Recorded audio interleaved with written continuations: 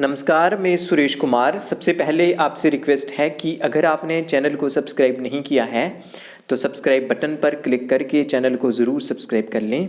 तो आज हम जिस टॉपिक पे चर्चा करने के लिए जा रहे हैं वह है मंथली प्रोग्रेस रिपोर्ट। सभी आंगनवाड़ी वर्कर्स से रिक्वेस्ट है कि वे जो एमपीआर है अपनी जो लास्ट मंथ की मींस की जो अक्टूबर मंथ की एमपीआर है उसको ज़रूर चेक कर लें, क्योंकि इसमें कुछ एक ऐसी चीज़ें हैं जो उनको नोट रखनी है।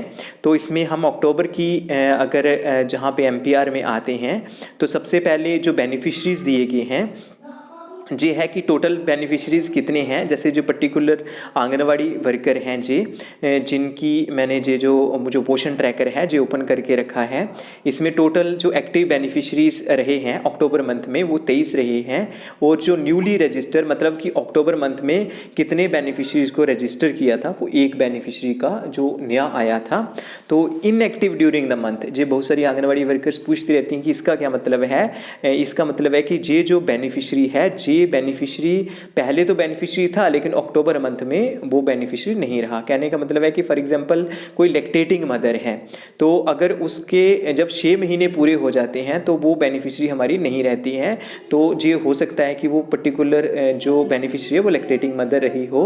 जहाँ कोई बच्चा है जो कि 6 साल का हो चुका है और वो स्कूल में जा चुका है तो वो हमारे जो पोषण ट्रैकर से इनएक्टिव हो जाता है। तो इसका मतलब जी आई थिंक कि आपको पता चल गया होगा कि इनएक्टिव ड्यूरिंग द मंथ का क्या मतलब है। तो आप इन बेनिफिशरी के व्यू डिटेल में जाके ये देख सकते हैं कि हमारी प्रेग्नेंट लेडीज़ हाँ जहाँ पे इनएक्टिव ड्यूरिंग द मंथ जो है जी प्रेग्नेंट लेडी हुई है कि ये जो प्रेग्नेंट लेडी है इनको शायद जो डीएक्टिवेट किया गया होगा तो इसलिए इनएक्टिव ड्यूरिंग द मंथ जहाँ पे है। तो ये लैक्टेटिंग मदर चिल्ड्रन जो हैं 0 to 6 months 0 आ रहे हैं, जो बच्चे 6 months to 3 year जहाँ पे 13 है, और जो न्यूली रजिस्टर्ड बेनिफिशरी था वो 6 months to 3 year बेनिफिशरी ही था, एक बच्चा ही था।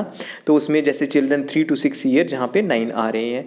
तो आप ये चेक कर सकते हैं। उसके बाद जो सप्लीमेंट्री न्यूट्रिशन है जे कंपोनेंट इंपॉर्टेंट है, क्योंकि जहाँ पे हम देख रहे हैं कि टोटल एलिजिबल बेनिफिशरीज हैं 24 और beneficiary provided THR/HCM for at least 21 days ये 6 ही हैं।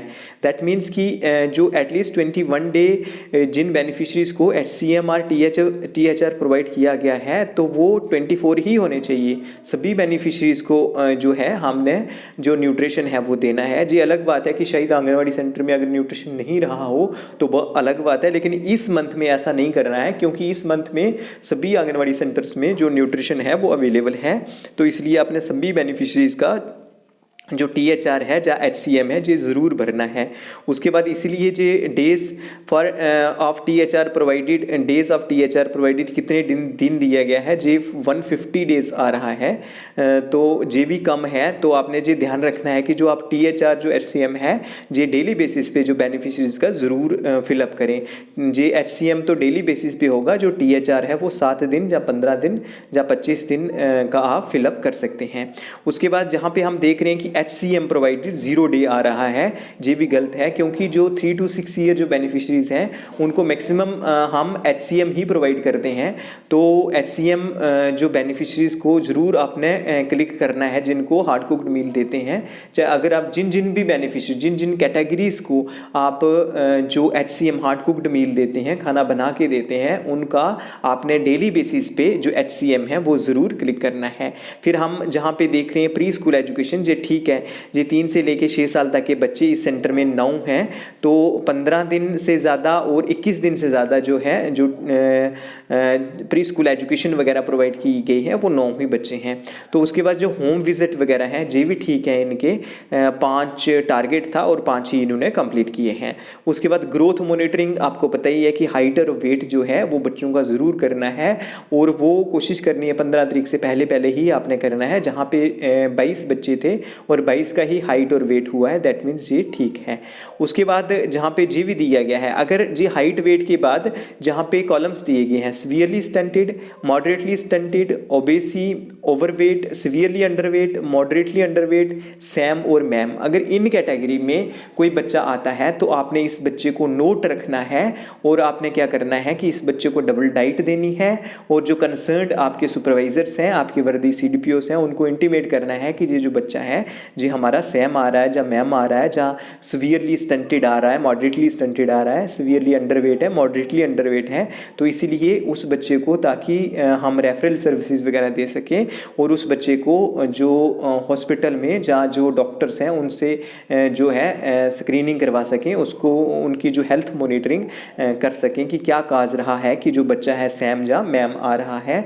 तो यही हमारा पर्पज़ है कि हमने आइडेंटिफाई करना है और फिर उस बच्चे को जो है एक तो न्यूट्रिशन देना, दूसरा हेल्थ बेनिफिट्स देने हैं और फिर उसको नॉर्मल में लाना है। उसके बाद जो न्यूट्रिशनल सप्लीमेंट्स हैं, जैसे सप्लीमेंट्स होते हैं जैसे आयरन होता है, जैसे फोलिक एसिड वगैरह बच्चों को दिए जाते हैं, जब प्रेग्नेंट लेडीज़ हैं या लैक्टेटिंग मदर्स हैं, जो भी सप्लीमेंट वगैरह लेते हैं उनको आपने ज़रूर वहाँ पे सप्लीमेंट्स जो हैं वो अपडेट करने हैं, अपलोड करने हैं। जैसे आयरन है, फोलिक एसिड है, कैल्शियम और विटामिन ए वगैरह की टेबलेट्स हैं, ये जो आपकी जहाँ पे जो प्रेग्नेंट लेडीज़ हैं वो ज़रूर लेती हैं, तो उस केस में आप ज़रूर उनके जो न्यूट्रिशन सप्लीमेंट्स हैं वो ज़रूर अपलोड कर लें। तो आई थिंक कि जो मंथली प्रोग्रेस रिपोर्ट के बारे में आपको पता चल ही गया होगा। तो आप अगर आप मंथली प्रोग्रेस रिपोर्ट चेक करते हैं तो इसका मतलब कि आपको पता चल जाता है कि कौन सा बेनिफिशियरी जो है हमारी प्रोग्रेस क्या रही है और कौन कौन सा बेनिफिशियरी है जिन पे हमने फोकस करने की ज़रूरत है, कंसंट्रेट करने की ज़रूरत है। तो आज के लिए इतना ही था, धन्यवाद।